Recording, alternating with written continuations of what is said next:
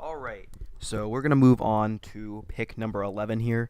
If you have not watched the first part of the mock draft, picks 1 through 10, link will be in the description, or click on my channel name at the bottom, our media, to go check out the first 10 picks of this draft. We're going to be doing the rest of the first round, going a little bit faster with each pick in this video. Number 11, this is a trade that I mocked. So the Broncos are picking this situation, and I have them selecting Derwin James, the safety out of Florida State. The Broncos need a lot of help in their secondary. Their safeties were not great last year, and Aqib Talib is gone, and Chris Harris Jr. is not getting any younger. Derwin James, great safety in my opinion. Not as good one as Minkah Fitzpatrick, but he was very athletic, very dynamic at Florida State, and I think he will fit in nicely with Denver, who is trying to just squeeze a little bit more out of that offense with Demaryius Thomas and Emmanuel Sanders, and hoping Case Keenum can get it done for them. Giants at number 12. Their problem last year was their offense, but there's no quarterback I think they should take right now. And there aren't an offensive lineman I think worthy of 12th overall. So I have them selecting Roquan Smith, the linebacker out of Georgia. He made lots of big plays with Georgia, lots of big hits, good tackler. Not the strongest, definitely not the strongest, and because he's small, so he's not super big. That's obvious. But he makes up for just with his playmaking ability and his ability to diagnose the play. He'd be a great middle linebacker, a great signal caller at the next level, and he can do that for the Giants, who have a great front four, and they have a great corner in Janoris Jenkins and two good safeties. But their linebackers could use some help. The Redskins at number 13. I have them taking Vita Vea, the best defensive tackle in this draft, out of Washington. Big, strong guy you want as your defensive tackle. Who does he remind me of? I say a much, much better version of Domata Peko. Much better. Not as heavy as Peko, but he's probably stronger. I think he'd be a better nose tackle than him. I think he fits in well with the Redskins, who need a better pass rush or at least a better defensive tackle. Can fit in there with Ryan Kerrigan and Trent Murphy, and some of those guys do some damage. Do they still have Trent Murphy? I'm gonna be looking that up as I move on to the next pick. No, he's on the Buffalo Bills now. My bad. But either way, Redskins will have a very strong pass rush, and Vita Vea is better at stopping the run. Number 14, the Packers. They need secondary help badly, and they're going to get a pretty good one, a pretty good secondary player in Josh Jackson. Josh Jackson does not have much experience at corner, which is a shock because he played very, very well at corner this year for Iowa. Shutdown corner, but can also get a lot of picks. Overall, really good corner. And the Packers just need an average corner for how bad theirs was. Number 15, the Cardinals picking here, but they will not be picking. I have them trading with the New England Patriots. The Patriots are going to trade up. They're going to give the Cardinals their second first-round pick, which is actually theirs. They're going to give them a third, and they're going to give them early future-round picks to go and select Lamar Jackson. Don't know if Tom Brady's ready to retire anytime soon, but the Patriots have shown interest in Lamar, and they have the draft capital to do it this year. They aren't picking this. They never pick, even up at 24 with the Rams pick, or 23 with the Rams pick they have. So they can burn that 31st pick to get a quarterback they like, especially after Jimmy Garoppolo's gone. Brian Hoyer's not the best backup. So if Brady happens to go down, or Belichick just has his guy he can start to groom, they've said they showed interest in Lamar Jackson.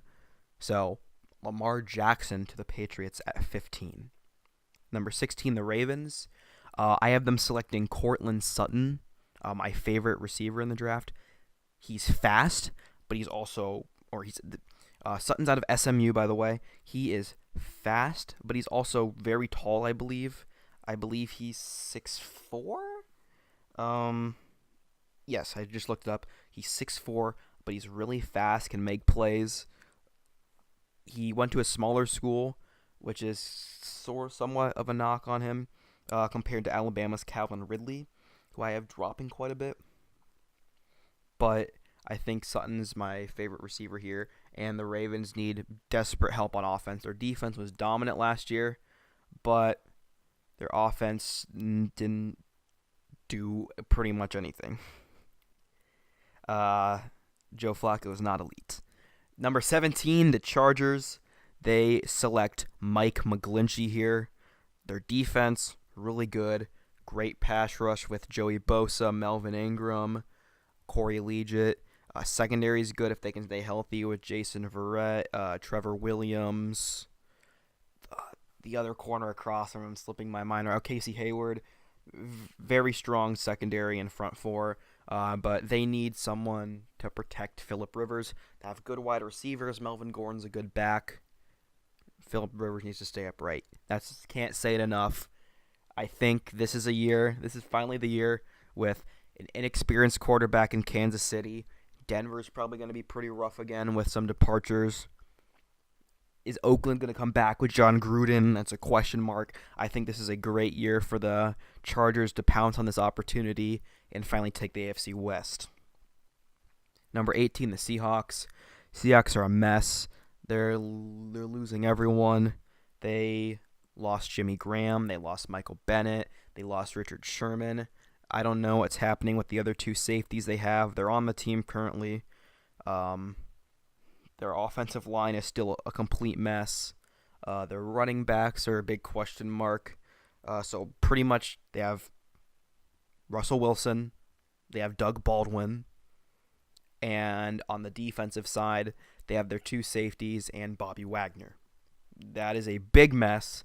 So I have them going best player available.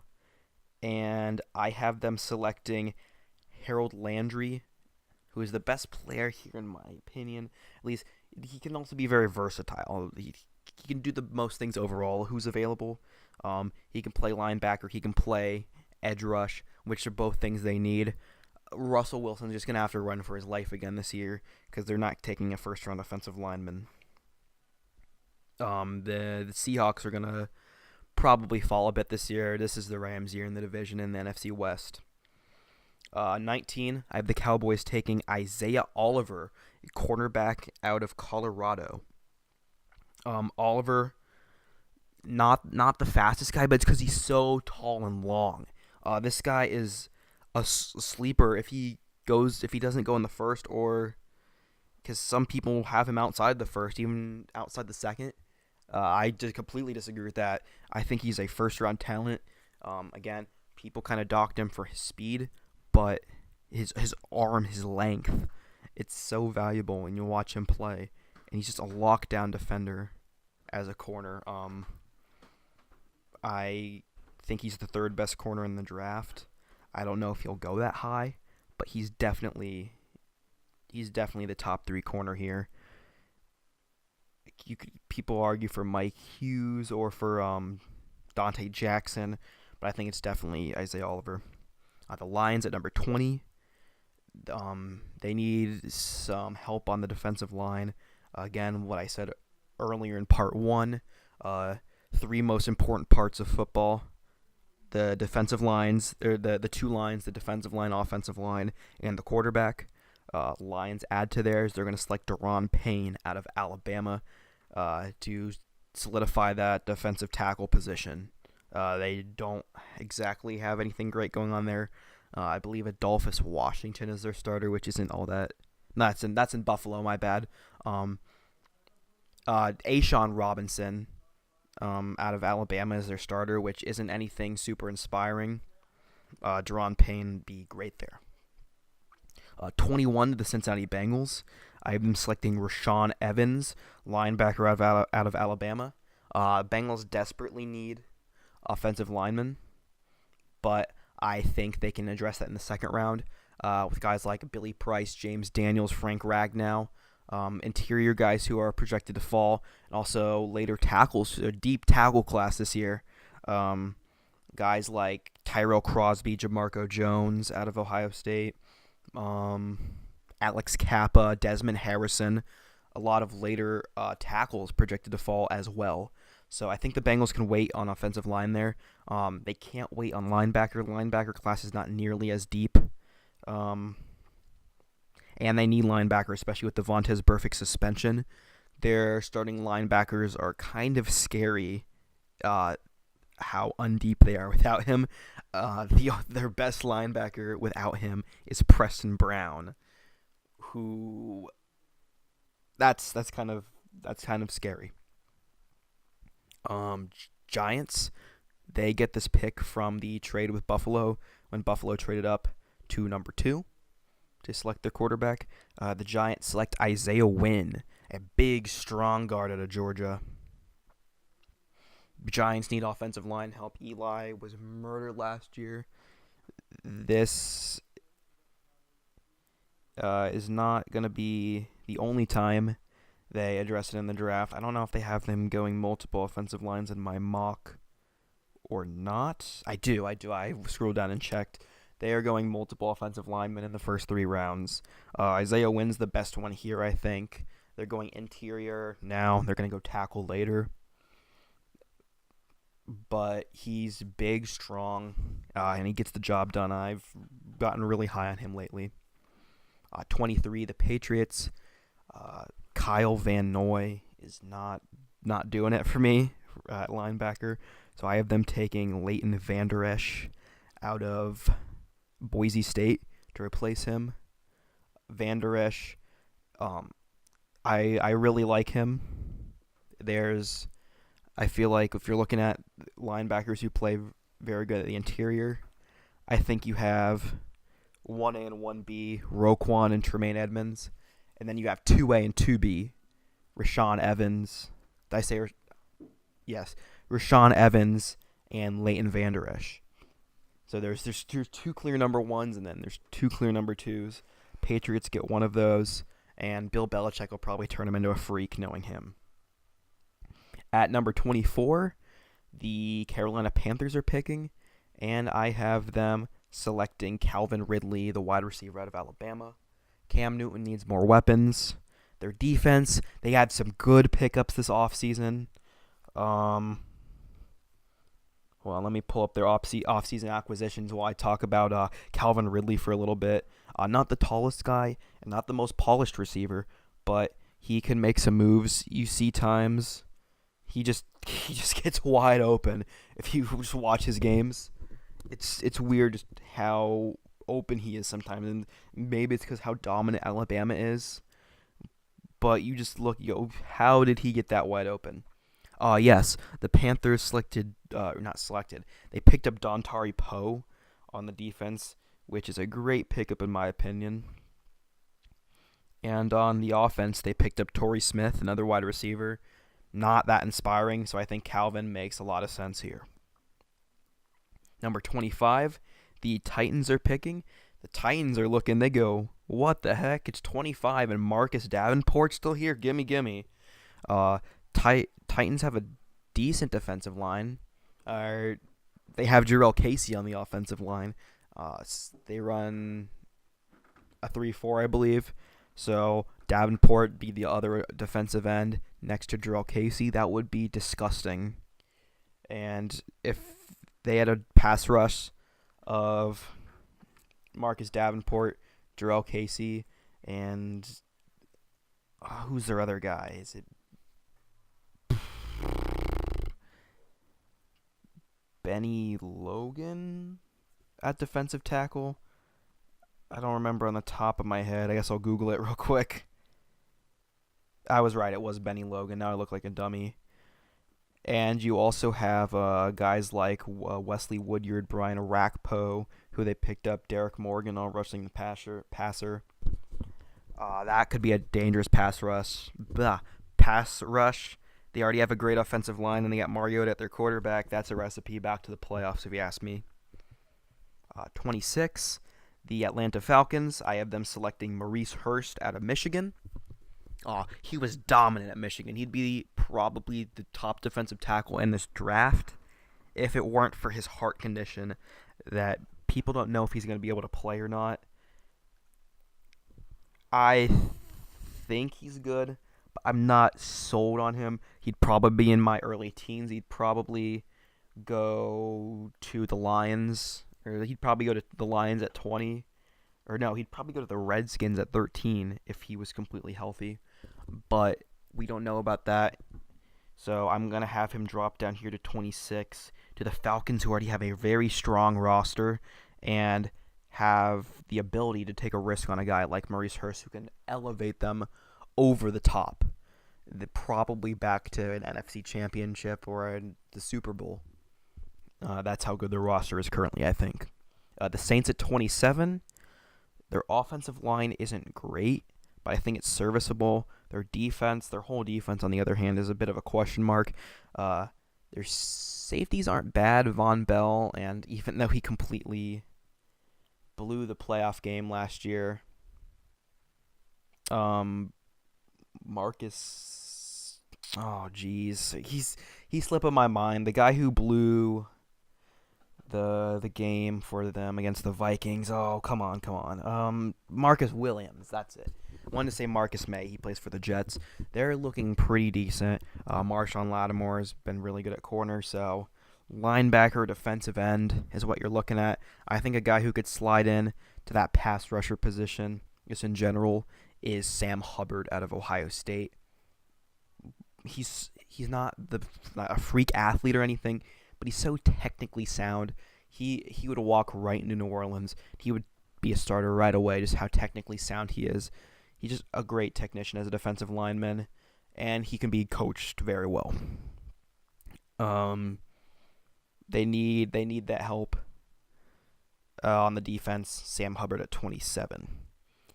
Steelers at 28.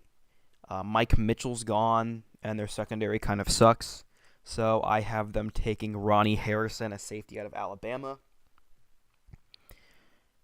He played with Minkah Fitzpatrick. He played with last year Marlon Humphrey. This secondary coming out from this Nick Saban class is going to be so good in the NFL. I don't think Ronnie Harrison's going to be an exception. Steelers need a safety. I think it'll work out nicely for them there. At number 29, the Jacksonville Jaguars are on the clock, and I have them selecting Christian Kirk. They lost Allen Robinson and Allen Hurns, so they need a new weapon for Blake Bortles to throw to here. Christian Kirk's so dynamic. I think he can make up for that loss a little bit. He definitely won't be as good as them right away, but they were missing Allen Robinson for most of last year anyways. They probably could even beat New England with Allen Robinson. But I think Christian Kirk, he was super, super productive at Texas A&M.